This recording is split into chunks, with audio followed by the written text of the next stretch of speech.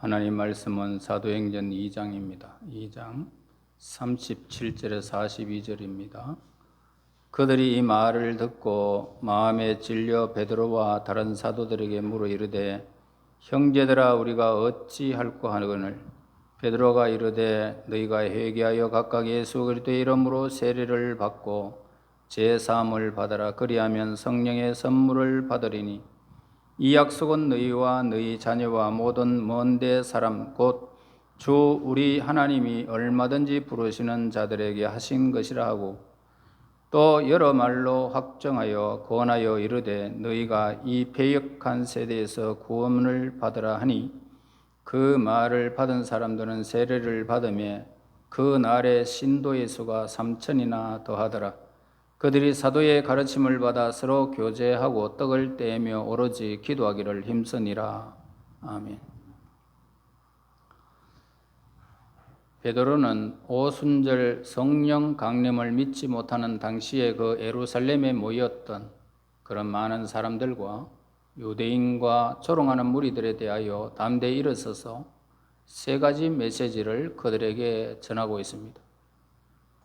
첫째, 이 오순절에 성령이 임하신 사건은 너희들이 조롱하듯이 우연히 생긴 그런 사건이 아니다라고 하는 것과 그 다음에 이처럼 오늘 오순절에 성령이 임하신 사건이란 무엇이고 그 성령의 사건의 내용은 무엇인가를 말할 때 그것은 단순한 어떤 외연적인 현상이나 기적이나 방언이나 신비한 사건을 가리켜 말하는 것이 아니고 하나님이 약속하시고 예비하시고 구약에서 예언하신 예수님의 사건이었다라고 지금 설교를 하고 있습니다. 그리고 그 다음에 예수님은 십자가에 못 박혀 무덤에 갇혔지만은 하나님께서 사망의 고통을 풀어놓으심으로 말미암아 다시 부활하신 살아계신 예수님이었고 우리를 위하여 십자가에 못 박혀 죽으시고 다시 우리의 구원을 위하여 부활하셔서 지금도 우리와 함께 하신 예수님, 큰 권능과 기적과 표적으로 우리의 구원의 삶이 되셨던 그런 예수님, 바로 그분이 예수님의 영 보혜사 성령으로 이 시간에 오셨다라는 것입니다. 그런데 바로 이 예수님을 너희들이 죽인 예수님이시고 너희들이 십자가에 못 박혀 죽인 이 예수님을 하나님이 다시 살려주셔서 그리스도가 되게 하셨다. 그리고 우리 주가 되셨다라고 선언을 하고 있습니다. 이것이 베드로 설교의 요점이었습니다. 37절 보세요. 그들이 이 말을 듣고 마음에 찔려 베드로와 다른 사도들에게 물어 이르되 형제들아 우리가 어찌할꼬 하거늘. 베드로의 설교를 듣고 두 가지 반응이 나타나게 되는데 첫 번째 사건은 마음에 찔렸다라고 기록하고 있습니다. 마음에 찔렸다. 그 다음에 두 번째로 마음이 찔리니까 어찌할꼬라고 하는 반응이 생깁니다. 여기서 마음이 찔렸다라는 뜻은 뭐냐면 칼로 베임을 당했다 이 뜻과 같은 것입니다. 여러분 칼에 한번 베이봤죠? 칼에 딱 베이는 순간 막 뜨끔합니다. 그죠?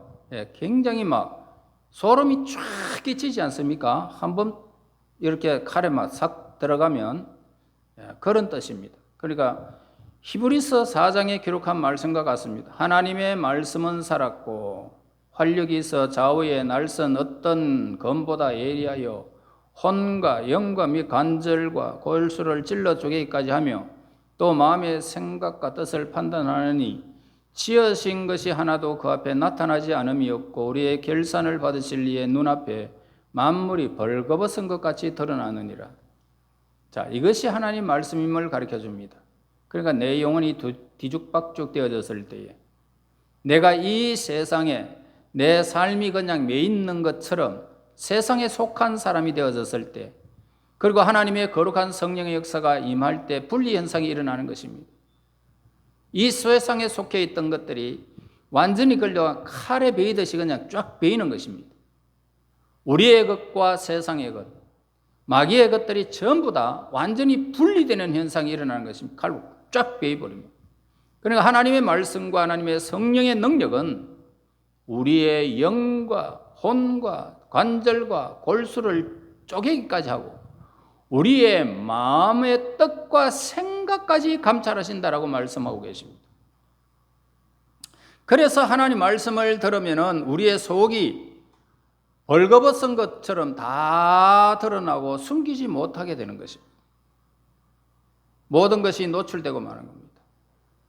사람들은 너무나 그럴듯하게 성자로 둔갑하는 사람들이 많습니다.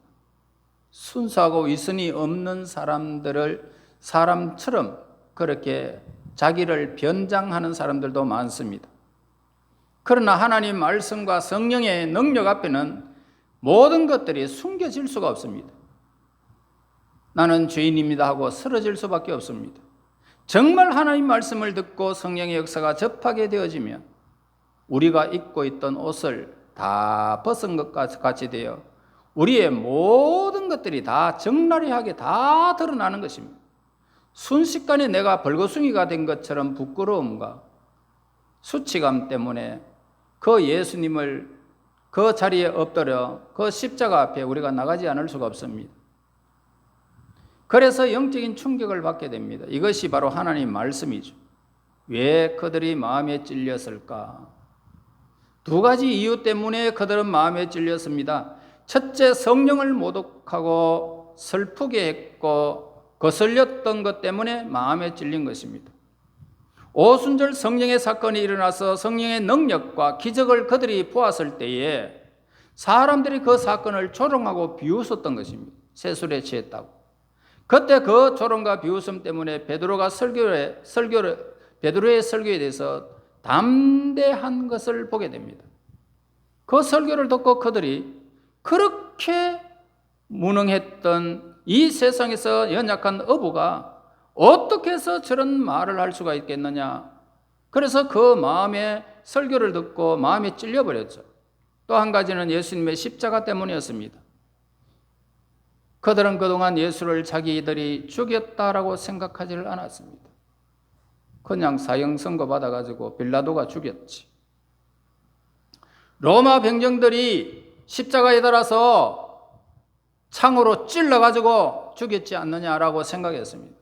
그러나 베드로는 법 없는 자들의 손을 빌어서 죽인 예수는 그들이 죽인 것이 아니고 너희가 죽이지 않느냐, 그렇게 말한 것입니다. 그러니까 너무나 놀랬죠. 자, 우리가 예수님을 믿을 때 성령을 받았느냐라고 질문해 보겠습니다. 여러분들이 성령을 받았습니까? 성령을 체험했습니까? 이 말입니다. 어렵게 생각할 필요는 전혀 없습니다. 그런데 내가 결혼했습니까? 라고 물어보면은 결혼한 사람들은 예, 결혼했습니다. 안 한 사람은 예, 안 했습니다. 이렇게 말합니다. 굉장히 간단한 대답입니다. 내가 성령을 받았느냐 못 받았느냐. 성령 세례나 구원 문제도 마찬가지입니다. 구원받은 사람들은 자기가 구원받았는지 성령을 받았는지에 대해서 갈등을 하지 않습니다. 비록 자기가 도덕적으로 윤리적으로 완전하지 못하고 성격 면에서도 아직 완전하지 못하고 불완전한 부분이 남아있지만은 하나님의 자녀가 된 것을 확신합니다. 나는 천국 백성이다라는 것을 확신합니다. 이 사람이 성령 받은 사람이에요. 구원받은 사람은요, 나는 지옥 간다라고 하는 생각을 가지지 않습니다. 내가 하나님의 자녀인데 이 자부심이 있단 말이에요. 이 사람은 성령 받아서 그렇게 고백하는 거예요. 성령이 임했다고 해가지고 막 팔짝팔짝 뛰고 방언이나 하고 예언이나 하고 이런 게 성령 받은 게 아닙니다. 성령의 은사가 나타날 뿐이었지. 성령 받은 사람은요, 구원의 확신이 있어요. 구원의 확신이 있어요. 내가 지금 당장 어떤 일이 일어나도 나는 하나님의 품에 돌아간다는 이 사실을 다 아는 것입니다. 성령 받은 사람은 다 그렇게 확신하고 있어요. 분명하게 하나님 자녀된 것을 고백하게 됩니다. 우리의 대답은 그 사람의 인격이나 성숙이나 그런 것은 전혀 상관된 문제가 아닙니다. 다른 사람 보기에 내가 참 저 사람은 막 너무 성질이 급해가지고 뭐 어쩌고 저쩌고 개사도 그거하고 구원하고 문제가 아닙니다. 자, 예수님께서 제자들에게 사역을 맡기시면서 뭐라고 말씀하셨습니까?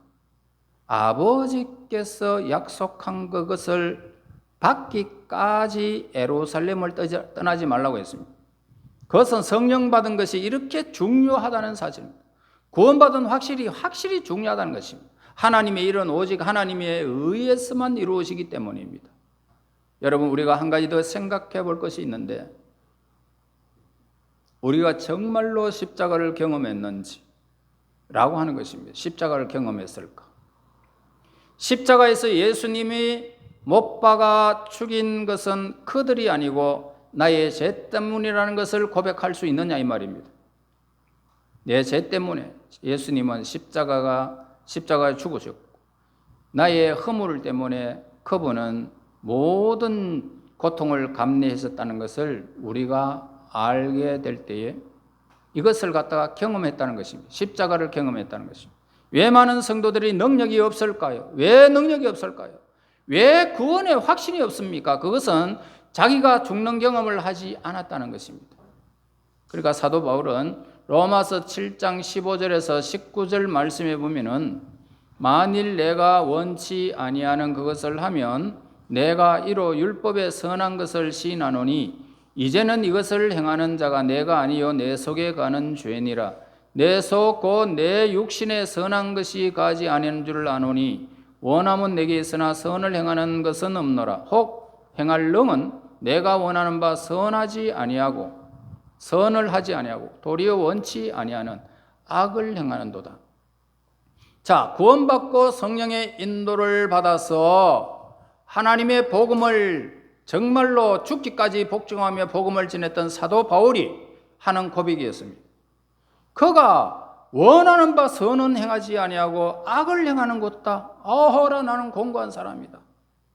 자, 그래서 예수님은 마가복음 8장 34절에 아무든지 나를 따라오려거든 자기를 부인하고 자기 십자가를 지고 나를 쫓을 것이니라 라고 하셨습니다. 예수님의 십자가에서 자기가 죽을 경험하지 않고는 진정한 구원과 진정한 부활이 없다 이 뜻입니다. 세례는 원래 예수님과 함께 죽음을 맞이한다는 뜻에서 물에 잠기는 것을 원하고 있습니다. 그래서 세례를 받든 침례를 받든 이것은 다 동일한 것입니다. 그러니까 세례를 받는다는 것은 물을 적셔가지고 머리 위에 딱 얹습니다. 그럼 물에 잠겼다는 그런 뜻이잖아요. 의식입니다. 의식. 그러니까 물에 들어가서 세례를 받든 침례를 받든 그것이 중요한 것이 아니고 정말 예수님이 내가 십자가에서 죽는 것과 같이 내가 이미 모든 죄는 다 예수님으로 말미암아 다 죽었다는 것을 경험하는 것이 세례입니다.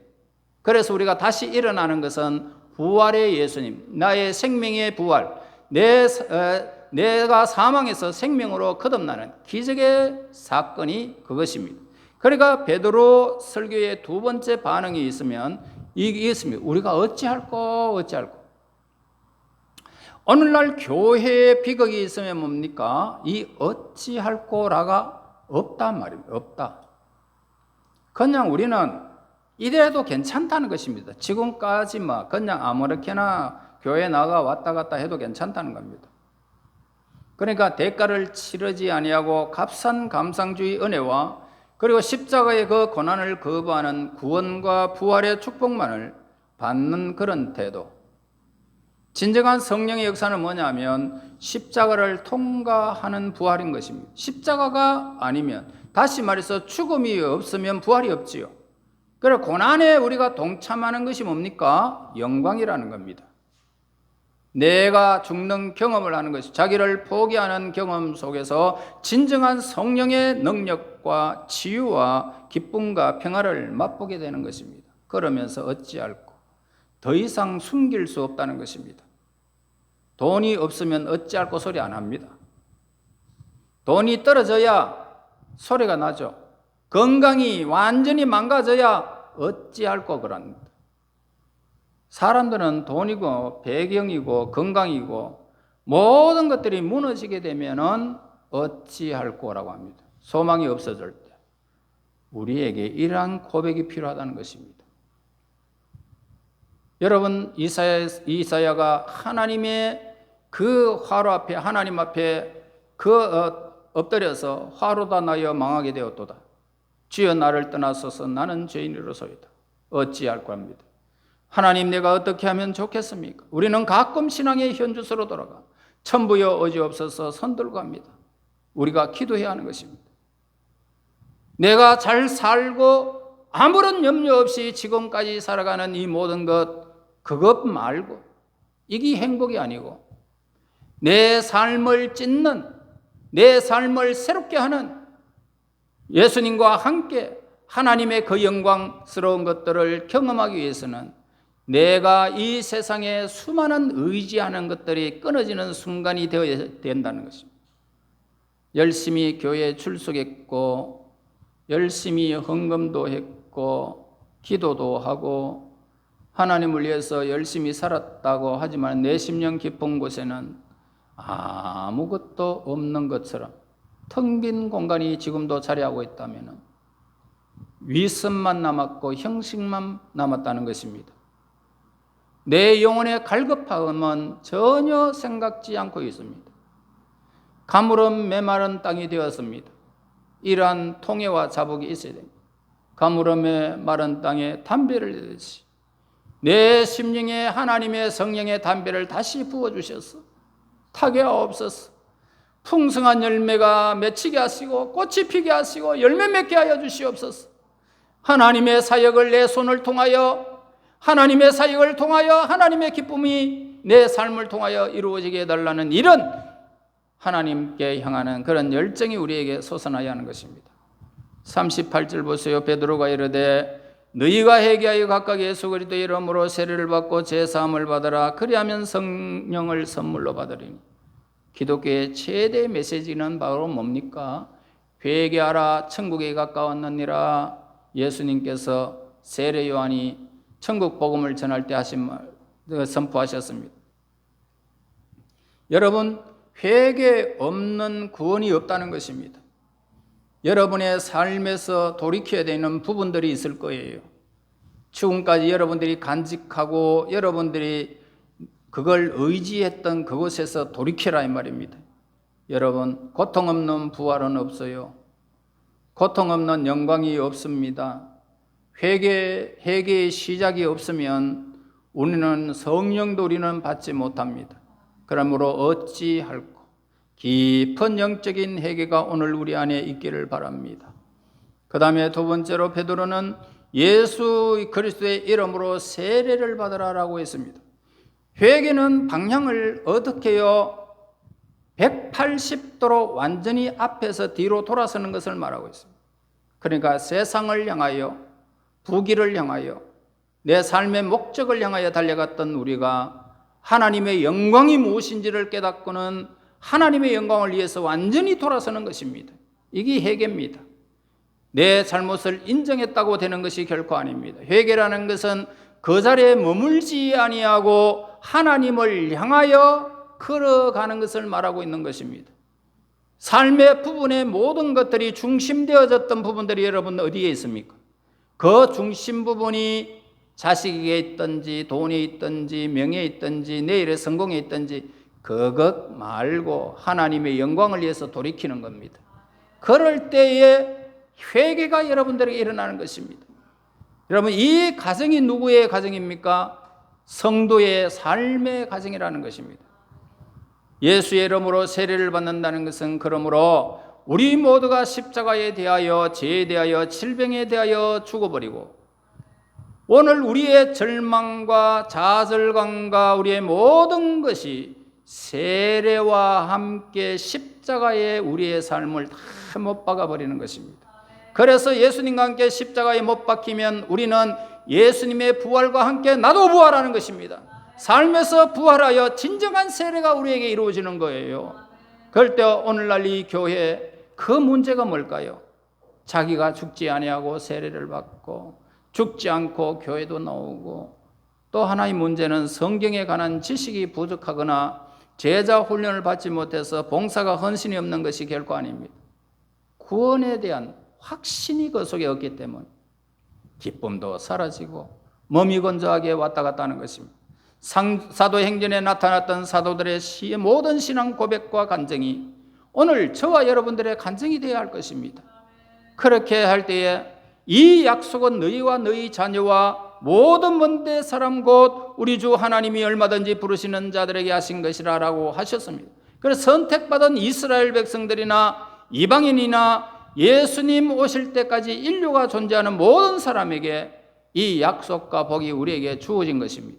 그래서 이 세상의 모든 사람들에게 하나님의 약속과 복은 하나님께 부르심을 받은 모든 사람들에게 다 주어졌다는 것입니다. 40절 보세요. 또 여러 말로 확정하여 권하여 이르되 너희가 이 패역한 세대에서 구원을 받으라 하니. 자, 이 말씀을 들은 그들은 어떤 모습으로 변해졌을까요? 구원을 받으라. 패역한 세대에서. 여러 말로 확정하여라고 했습니다. 여러분, 성경 공부라는 것은 뭡니까? 확신시켜주는 것입니다. 그리고 하나님의 말씀이 이렇다는 것을 믿도록 해주는 것이 성경 공부입니다. 세례라는 것은 내 구원을 확인시켜주는 거예요. 그 다음에 둘째 겉면이 뭡니까? 이 패역한 세대에서 구원을 받으라라고 합니다. 여러분, 그들은 전도하고 간증하고 권면하고 상담하고 가르치기 시작했습니다. 한 사람 한 사람에게 증거를 하게 됩니다. 세례는요, 몽땅 어떤 사람이 받는 것이 아니고 한 사람 한 사람 개개인이 받는 것입니다. 그리고 이 엄청난 순간에 그날 순식간에 전파되게 됩니다. 한 사람 한 사람이 세례를 받는 것인데 이 설교를 듣는 너희 패역한 세대에서 구원을 받아라 이렇게 외쳤을 때 그들이 거기에서 3,000명이나 세례를 받게 됩니다. 3,000명. 지금 한번 생각해 보세요. 지금도 3,000명이라 그러면 어마어마한 숫자지 않습니까? 한번 생각해 보세요. 그런데 그 시대에 사람들이 얼마 없는 그런 시대에 3,000명이나 세례를 받았으니 기가 차고 명가 찹니다. 그 다음에 5,000명까지. 그리고 그 다음에는 많더라라고 기록하고 있습니다. 이 2000년 전 예루살렘에 이런 일이 있었다는 사실 정말로 믿겨집니까, 여러분? 믿겨지고 있습니까? 이것이 바로 사도행전이라는 것입니다. 우리는 하나님이 행하신 일조차 깨달지 못하고 살아갈 때가 얼마나 많습니까? 그러나 교회는 사도행전을 경험하지 않고는 안 된다는 거죠. 그것은 하나님의 일이고 하나님의 역사이기 때문에 사도행전의 사건은 지금도 일어난다는 것입니다. 숫자가 문제가 결코 아닙니다. 성령의 능력을 이렇게 힘있고 이가 체험되어지는 교회가 되어지면 오늘 우리 성도들 한 사람이 오늘 삶에서 간증이 일어나는 것입니다. 하나님은 어제나 오늘이나 영원토록 동일하신 분이십니다. 그분을 우리는 제한할 수는 없습니다. 하나님의 성령의 역사, 그것 초대교회에 일어났던 역사, 나도 동참되기 원합니다. 기도하며 바라고 하나님 앞에 사모하는 영을 더하달라고 기도하면서 이 사도행전의 역사를 일으켜달라고 기도해야 할 것입니다. 하나님은 하나님이 부르시는 모든 자들에게 이러한 능력을 주시겠다고 요엘서에 분명히 우리에게 약속하고 있습니다. 이 사도행전의 성령에 체험하고 능력 있는 우리 성도들이 되어 여러분 주위에서 어찌할꼬 그리고 그들이 마음에 감동되어 여러분 주위가 복음화되어 그리고 이 교회가 우리 하누리 교회가 이렇게 사도행전의 사역을 감당하는 초대교회 성도들이 되어져서 하나님의 그 기쁨 하나님의 영광을 드러내는 귀한 사역자들이 되시기를 예수님 이름으로 축원합니다. 하나님 아버지 감사합니다. 찬양합니다. 경배합니다. 이 사도행전의 사건을 저들에게 알아가사 삶의 수많은 일들이 부활하게 하여 주시고 새로운 능력을 받게 하여 주시고 하나님의 선하신 뜻을 따라서 저희들이 하나님에 모여서 기도하며 참으로 감격하며 하나님의 뜻을 이루어갈 수 있도록 늘 도우시고 인도하여 주시고 하나님께서 허락하신 이 십자가의 부활과 하나님의 구원의 확신과 하나님께서 허락하신 이 귀한 사도행전의 사역들을 저희들이 잘 감당하여 하나님 앞에 능력 있는 그리스도인 하나님의 거룩한 일들을 잘 감당하여 수많은 사람들이 마음을 치고 고통 중에 수많은 사람들이 구원을 받고 하나님의 사역을, 사도행전의 사역을 감당하는 믿음의 권속들이 되게 인도하여 주시옵소서. 예수님 이름으로 기도하옵나이다. 아멘.